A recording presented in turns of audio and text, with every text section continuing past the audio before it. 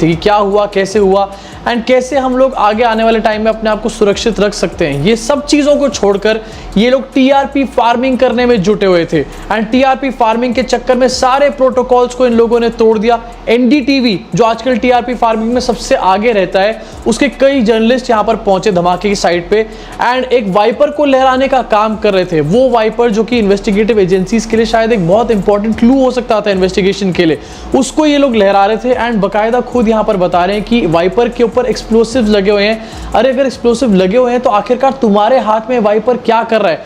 ये तस्वीर मैं आपको दिखा रहा हूं, ये वाइपर है, ये वाइपर है, गाड़ी का वाइपर। ये आप देख रहे हैं गाड़ी का वाइपर है जो धमाके के बाद उड़कर गिरा है और इससे पता चल रहा है कि धमाका कितना भीषण था। अब ये चमकीली चीजें और जो काला काला ये निकल रहा है, यही विस्फोटक का जो अंश है वो हो सकता है। इस वाइपर में विस्फोटक का अंश हो सकता है, खुद ही ये लोग बता रहे हैं, लेकिन अपने हाथ में ये लोग वाइपर को लेके यहाँ पर घूम रहे हैं। अभी तक देश की सरकार ये नहीं बता पाई है कि आखिरकार ये धमाका किस वजह से हुआ, रीजन क्या था, कौन से एक्सप्लोसिव यहाँ पर यूज हुए हैं।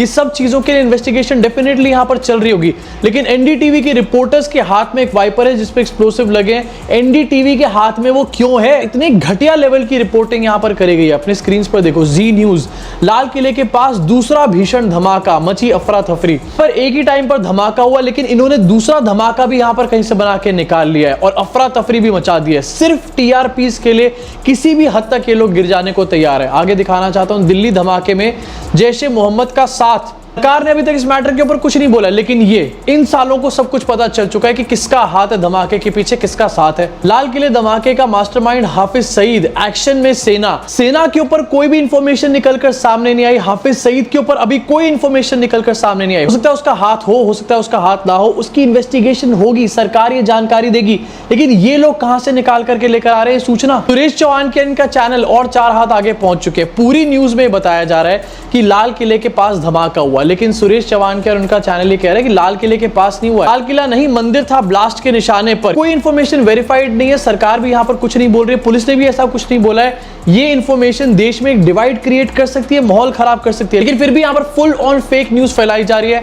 एंड गजब की बात है, कोई इनके ऊपर कोई एक्शन भी नहीं ले रहा। इनफैक्ट धमाके में जो लोग मरे और जो लोग घायल हुए उनको एलएनजेपी हॉस्पिटल लेके जाया गया। वहां पर हॉस्पिटल के बाहर मीडिया ने यहां पर एक जमावड़ा लगा रखा था, ऐसा जमावड़ा कि डॉक्टर्स को अंदर घुसने से रोका जा रहा था। Please I am getting late please.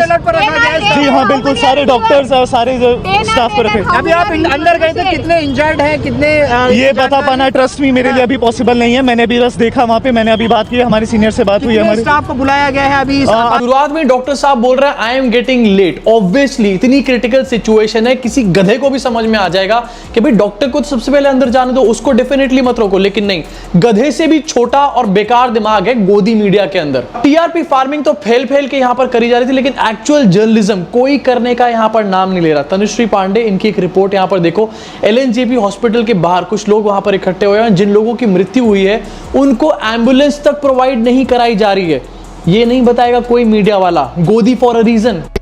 So at the LNJP hospital right now and I have with me the family members जो मुझे बता रहे हैं कि इनको एम्बुलेंस तक नहीं प्रोवाइड किया जा रहा है। सर एम्बुलेंस भी नहीं दे रहे हैं, अपने पास चलाओ जी, अपने खर्चे चलाओ। ठेकेदार घूम रहे हैं, ठेकेदार घूम रहे हैं, करवा रहे हैं, ठेकेदार घूम रहे हैं, ठेकेदार घूम रहे हैं। जो एम्बुलेंस ठेकेदार ना कि गाड़ी बुक करनी तो हमारी गाड़ी बुक करना, कार्ड दे रहे हैं, किसी को नंबर दे रहे हैं, अपना आप ये धमाका हुआ है उसमें हमारे देश के 13 लोगों की कंफर्म्ड अभी तक यहां पर जान गई है। काफी सारे लोग क्रिटिकल भी हैं एंड जिन लोगों की जान गई है एलएनजेपी हॉस्पिटल में, उनसे ये कहा जा रहा है कि एम्बुलेंस अपने आप यहां पर अरेंज करो, हम लोग एम्बुलेंस भी प्रोवाइड नहीं करेंगे। प्लस बाहर कुछ ठेकेदार घूम रहे हैं जो कि अपने नंबर दे रहे हैं कि एम्बुलेंस लेनी है तो हमारे से लो। एक तरफ यहां पर टीआरपी का नंगा नाच किया जा रहा है, दूसरी तरफ लाशों के ऊपर दलाली भी करी जा रही है। आखिरकार इस सब के ऊपर दिल्ली की सरकार, सेंटर की सरकार क्या एक्शन ले रही है एंड गोदी मीडिया रिपोर्ट क्यों नहीं कर रहा है? इसको शर्म आनी चाहिए भैया इनको। सोशल मीडिया पे बहुत सारी रिपोर्ट्स चल रही है, बहुत कॉन्स्पिरेसी चल रही है, सब अपनी अपनी रिपोर्ट यहां पर बना के दे रहे हैं, लेकिन इसके बीच में धमाके का एक वीडियो जो है ये आपको पूरी तरीके से हिला के रख देगा।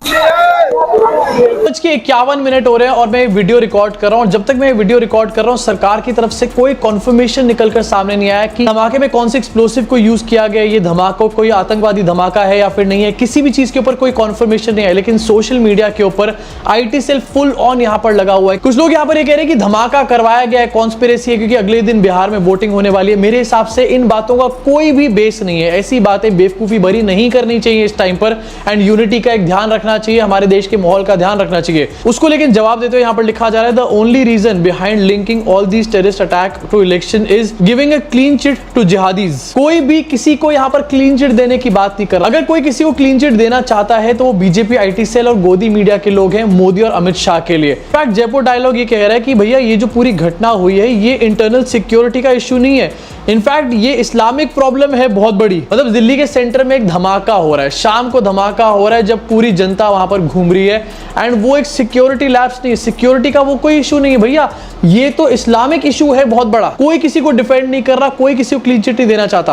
पूरी इन्वेस्टिगेशन होना चाहिए, कहां से एक्सप्लोसिव्स आए, अगर फरीदाबाद में भी आए 300-350 किलो तो आखिरकार वो पहुंचे कहां से हैं। यानी कि फरीदाबाद किसी बॉर्डरिंग स्टेट का पार्ट है, फरीदाबाद हरियाणा में दिल्ली के बिल्कुल साथ में लगा हुआ है, वहां पर एक्सप्लोसिव्स पहुंच कैसे रहे आखिरकार। इसके ऊपर बहुत सारे लोग कह रहे हैं कि इसके ऊपर पॉलिटिक्स मत करो, कितने खराब हो तुम लोग जो इसके ऊपर पॉलिटिक्स कर रहे हो। लेकिन 26/11 की एक वीडियो दिखाना चाहता हूं आपको, एंड इसमें कौन पॉलिटिक्स कर रहा है जरा कॉमेंट सेक्शन में बता देना। कल प्रधानमंत्री जी का राष्ट्र के नाम जो संदेश था, कल मैंने भी मीडिया के माध्यम से अपनी भावनाओं को प्रकट किया था, लेकिन देश को प्रधानमंत्री से बहुत कुछ अपेक्षाएं थी। कल राष्ट्र के नाम उनका संदेश निराशाजनक रहा। पहली बार पाकिस्तान ने समुद्री मार्ग से आतंकवाद के ऑपरेशन का कारण बना है। मरीन पुलिस पहले तो मछुआरों को ले जाती थी, जेल में बंद करती थी, लेकिन बोट दे देती थी। अभी वहां की मरीन पुलिस हमारी बोटों को रख लेती है। और मैंने 1 साल पहले कहा था कि हमारी जो बोट ले जा रहे हैं उस बोट का देश के खिलाफ उपयोग होगा, देश के खिलाफ नुकसान होगा, और इसलिए ऐसी बोट का वापस ले लेना जरूरी होता है। और जो आशंका मैंने प्रकट की थी वो दुर्भाग्य से आज सच में बनकर निकली है। पाकिस्तान की मरीन पुलिस हमारे मछुआरों को, हमारी बोटों को उठा के ले जाती है, और इस प्रकार के हिंदुस्तान पर हमला करने के लिए इसका उपयोग किया जा रहा है। ये कितना बड़ा गंभीर मामला है, ये अंतर्राष्ट्रीय समुदाय को भी इस पर गंभीरता से सोचना पड़ेगा। इसके साथ सोशल मीडिया पे एक ये मांग भी चल रही है कि ऑपरेशन सिंदूर 2.0 होना चाहिए, पाकिस्तान को इसका जवाब हम लोगों को देना चाहिए। Time to launch operation Sindoor 2.0 against the terrorist country Pakistan. The time has come for operation Sindoor 2.0। और आपको ऐसे दर्जनों ट्वीट मिल जाएंगे सोशल मीडिया के ऊपर। ऐसा नहीं कि अपने आप से यहाँ पर ये बातें बोल रहे हैं, मोदी जी ने एक्चुअली में खुद ये बात बोली थी। आपको जरा याद दिलाना चाहता हूँ, भारत पर आतंकी हमला हुआ तो मुंह तोड़ जवाब दिया जाएगा। हम अपने तरीके से अपनी शर्तों पर जवाब देकर रहेंगे। हर उस जगह जाकर कठोर कार्रवाई करेंगे जहां से आतंकी जड़ें निकलती हैं। पर ऑपरेशन सिंदूर 2.0 की मांग करी जा रही है, लेकिन होगा कैसे ऑपरेशन सिंदूर 2.0? मोदी जी आज सुबह ही भूटान के लिए यहां पर निकल लिए हैं। आपको दिखाना चाहता हूं ये वीडियो। मोदी जी यहां पर फुल सूटेड बूटेड निकले हैं भूटान के लिए। कल रात को हमारे देश के 13 लोग मारे गए हैं एक धमाके में। अब वो धमाका कैसे हुआ, किस वजह से हुआ, सरकार को उसके ऊपर क्लैरिफिकेशन देनी है। एंड उसके बाद हम क्या देखते हैं, अगली सुबह हमारे देश के प्रधानमंत्री सज धज के किसी देश के दौरे पर यहां पर निकल रहे हैं। तो इतनी बड़ी घटना तो यहां पर हो चुकी है, लेकिन एंड में मैं आपसे सिर्फ इतना ही कहना चाहता हूं, कोई भी इंफॉर्मेशन ऐसे शेयर मत करो, पहले उसको वेरीफाई करो, 10 बार वेरीफाई करो, एंड ट्रस्टेड सोर्स से जो इंफॉर्मेशन सामने आ रही है सिर्फ उसी को शेयर करने का काम करो। एंड अगर आपको लग रहा है कि इसके पीछे किसी की कॉन्स्पिरेसी है, ये है वो है, तो अपनी चीजों को अपने पास ही रखो। सरकार के स्टेटमेंट्स, पुलिस के